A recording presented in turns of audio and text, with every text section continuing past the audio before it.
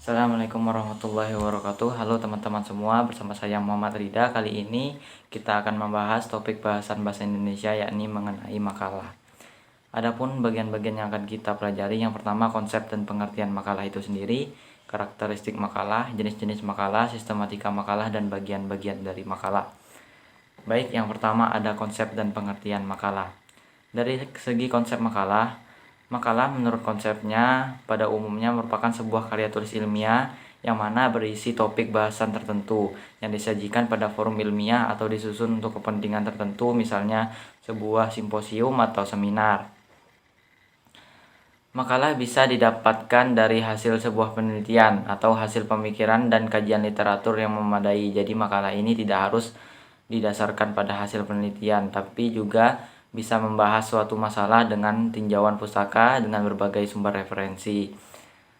Makalah dibuat berdasarkan kenyataan, jadi bukan karangan. Kemudian dikaitkan dengan kajian teoretis dengan menggabungkan cara berpikir deduktif dan induktif. Kemudian pengertian makalah. Adapun menurut para ahli, makalah merupakan karya ilmiah yang memuat pemikiran tertentu tentang suatu masalah atau topik. Makalah biasanya berisikan analisis yang logis, runtut, sistematis, dan objektif.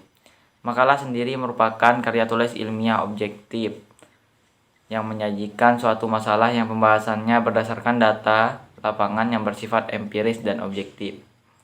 Makalah menggunakan bahasa yang lugas dan tegas dan juga baku. Jadi makalah ini menggunakan bahasa Indonesia yang sesuai dengan pedoman dan juga menuntut penulisnya untuk menganalisis suatu masalah dengan baik. Kemudian adapun karakteristik makalah. Karakteristik sebuah makalah itu diantaranya yang pertama hasil kajian pustaka atau laporan pelaksanaan kegiatan lapangan harus sesuai dengan campuran permasalahan suatu bidang keilmuan. Kemudian sebuah makalah mengharuskan kemampuan penulis untuk memahami tentang permasalahan teoretis yang dikaji dan menerapkan prosedur, prinsip, dan teori yang berhubungan dengan yang namanya bidang keilmuannya itu sendiri. Yang ketiga, karakteristik dari sebuah makalah yakni mengharuskan kemampuan penulis dalam memahami isi dari berbagai sumber yang digunakan. Kemudian makalah mengharuskan kemampuan penulis dalam meramu berbagai sumber informasi dalam satu kesatuan analisis yang utuh dari sebuah masalah. Baik, kita beralih ke jenis-jenis makalah. Adapun jenis-jenis makalah itu berdasarkan menurut akademiknya maupun non-akademik terdiri dari dua, yakni makalah biasa atau common paper, yang mana makalah biasa ini atau common paper ini dibuat untuk menentukan pemahaman dari terhadap permasalahan yang dibahas. Dalam makalah ini biasanya secara deskriptif sebuah penulis mengemukakan berbagai aliran dan pandangan tentang masalah yang dikaji. Kemudian ada yang namanya makalah posisi. Makalah jenis ini tidak hanya teori atau pandangan tertentu, tetapi juga dipersyaratkan untuk menunjukkan di pihak mana dia berdiri beserta alasan yang didukung oleh teori-teori atau data-data yang relevan. Kemudian kalau berdasarkan jenis-jenis makalah berdasarkan isinya ada dua, yakni makalah hasil penelitian dan hasil non penelitian. Makalah konseptual atau non penelitian yang mana makalah ini merupakan tulisan yang membantu mengembangkan teori menjelaskan masalah-masalah yang terjadi dengan kajian pustaka. Jadi makalah jenis ini dia menganalisis suatu masalah dengan hanya tinjauan pustaka tanpa melakukan penelitian. Tinjauan pustakanya diambil dari berbagai sumber referensi yang telah terjamin dan terpercaya. Kemudian yang keempat ada yang namanya makalah penelitian. Jelas dari namanya sendiri kita ketahui bahwa makalah jenis ini merupakan laporan dari hasil penelitian pelaksanaan suatu kegiatan yang ada di lapangan tentang suatu permasalahan yang terjadi. Jadi makalah ini menuntut penulis untuk menyelesaikan masalah itu melalui hasil penelitian. Kemudian dari hasil penelitian itu dianalisis masalahnya dan dicari solusinya. Kemudian kita masuk ke sistematika makalah dan bagian-bagiannya. Ada 10 sistematika makalah yang merupakan jenis makalah hasil penelitian. Yang pertama ada judul. Judul merupakan sebuah sudut pandang atau sebagai tanda pengenal karangan dan sekaligus juga kunci utama untuk mengetahui isi karangan. Oleh karena itu, sebuah judul biasanya harus mencerminkan seluruh isi karangan dan dapat menunjukkan fokus serta permasalahan pokok karangan itu sendiri. Biasanya judul ini diletakkan pada bagian cover yang terdiri dari judul, lambang instansi atau lambang universitas, identitas penulis, kemudian ada yang namanya nama instansi atau judul instansi dan tanggal pembuatan atau tahun pembuatan. Yang kemudian ada abstrak. Abstrak sendiri merupakan ringkasan yang biasanya berisi inti atau sari keseluruhan tulisan, ditulis secara naratif dan diketik satu spasi serta paling banyak 3 paragraf atau sekitar 150 sampai 200 kata. Abstrak ini memuat latar belakang, masalah, tujuan, kesimpulan, dan saran yang ditulis secara padat. Jadi abstrak ini berisi gambaran umum secara keseluruhan yang dibahas dari makalah tersebut. Kemudian ada yang namanya kata pengantar. Kata pengantar adalah salah satu bagian awal dari sebuah karya ilmiah. Di dalam kata pengantar sendiri itu berisi penulis mengucapkan sebuah rasa syukur dan terima kasih kepada pihak-pihak mana yang membantunya dalam menuliskan makalah itu. Dan biasanya dalam kata pengantar sendiri berisi masukan, saran, dan kritik untuk yang diminta penulis agar bisa mengembangkan karya tulis ilmiahnya atau makalahnya itu sendiri. Kemudian ada daftar isi. Daftar isi merupakan bagian yang digunakan sebagai salah satu cara untuk menemukan halaman yang ditujukan pada suatu materi tertentu. Dengan daftar isi, pembaca mengetahui mana yang akan menjadi bahasan pada halaman berapa bahasan. Misalnya, bab 1 terdapat pada halaman 5, latar belakang terdapat pada halaman 4 misalnya. Kemudian yang selanjutnya adalah bab 1 atau pendahuluan. Bab 1 sendiri terdiri dari beberapa bagian. Yang pertama adalah latar belakang. Latar belakang sendiri merupakan dasar atau titik tolak untuk memberikan kepada pembaca mengenai apa yang ingin penulis sampaikan. Jadi latar belakang ini intinya adalah alasan kenapa kita memilih judul atau mengapa kita membahas masalah itu. Kemudian rumusan masalah.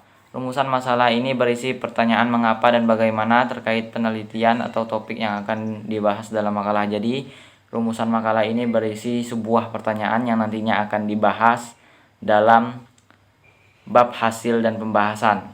Kemudian ada yang namanya manfaat penelitian. Bagian ini merupakan bagian yang menjelaskan mengenai manfaat apa yang diambil pembaca ketika membaca makalah dan pembahasan dari suatu topik yang diangkat. Selanjutnya ada tujuan penelitian. Bagian ini berisi tujuan yang dibuatnya penelitian untuk apa, membahas topik yang diangkat dari makalah, dan apa kontribusi makalah tersebut bagi si pembaca. Kemudian ada bab 2 atau tinjauan pustaka. Tinjauan pustaka ini biasanya terdiri dari 2 bagian. Yang pertama adalah tinjauan teoritis, adalah penegasan landasan teori yang dipilih peneliti dalam penelitiannya. Tinjauan teori diperlukan untuk menegaskan landasan teoritis penelitian yang akan dilakukan. Kemudian ada yang namanya kajian empiris, adalah kajian yang diperoleh dari observasi atau percobaan dalam pandangan empirisis. Seseorang hanya dapat mengklaim memiliki pengetahuan saat seseorang memiliki sebuah kepercayaan yang benar berdasarkan bukti empiris. Dalam arti lain, kajian empiris sama artinya dengan hasil dari suatu percobaan. Jadi, bisa diambil inti kajian empiris ini merupakan sebuah hipotesa awal dari sebuah hasil suatu percobaan dengan data-data yang dibuktikan. Kemudian ada yang namanya bab 3, metodologi penelitian, yang berisi bagian literatur, yang kemudian ada rancangan penelitian, tempat dan waktu dilaksanakan penelitian, kemudian ada populasi dan sampel, contoh yang dijadikan penelitian, pengolahan data, kemudian ada yang namanya analisis data. Yang kemudian bab 4 barulah hasil dan pembahasan. Bagian ini merupakan inti makalah. Pada bagian ini hendaknya dikemukakan deskripsi tentang subjek studi, analisis permasalahan, dan solusi pemecahannya. Pada bagian inilah atau bagian penting aspek-aspek yang dipersoalkan pada bagian pendahuluan dan rumusan masalah dikaji dan dianalisis satu demi satu sehingga masalah yang dipersoalkan itu menjadi lebih jelas kedudukannya dan permasalahannya.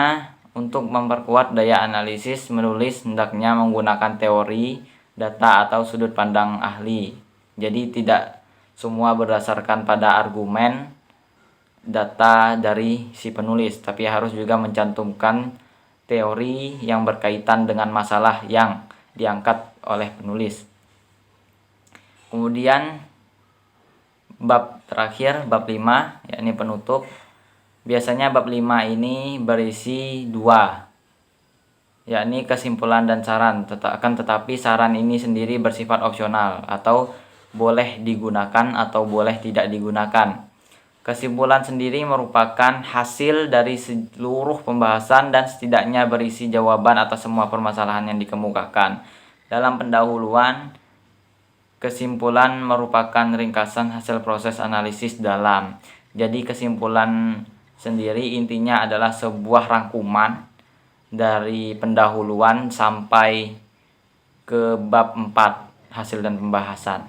Kemudian yang terakhir saran yang bersifat opsional atau boleh ada boleh tidak. Saran merupakan pemecahan solusi yang mengenai permasalahan yang dibahas dalam makalah melalui sudut pandang si penulis. Kemudian ada yang namanya daftar pustaka. Bagian ini memuat pustaka atau rujukan yang diacuh dalam makalah. Rujukan ini disusun ke bawah berdasarkan abjad nama akhir penulis. Pertama, buku dan makalah tidak dibedakan kecuali penyusunannya dari kiri ke kanan. Kemudian ada yang namanya lampiran. Bagian ini biasanya berisi mengenai tabel yang memuat data, gambar dari hasil penelitian sebagai bukti dokumentasinya. Adapun bedanya makalah penelitian dan sistematika makalah non penelitian. Di sini kalau makalah non penelitian itu bedanya di bab 1. Bab 1 di makalah non penelitian itu berisi pendahuluan yang berisi latar belakang, rumusan masalah, tujuan penelitian, manfaat penelitian. Kemudian ada bedanya yang di bab 2 pembahasan. Kalau di bab penelitian, di makalah penelitian itu ada tinjauan pustaka yang berisinya tadi. Kalau bab 2 di makalah non penelitian langsung hasil dan pembahasan. Kemudian bab 3 di makalah non penelitian itu langsung dia ke penutup yang mana berisi kesimpulan dan saran. Dan itulah bedanya sistematika makalah non penelitian dan makalah penelitian. Baik, terima kasih atas teman-teman semua telah menonton video saya. Semoga apa yang teman-teman dapatkan bisa bermanfaat bagi teman-teman sendiri. Terima kasih. Wassalamualaikum warahmatullahi wabarakatuh.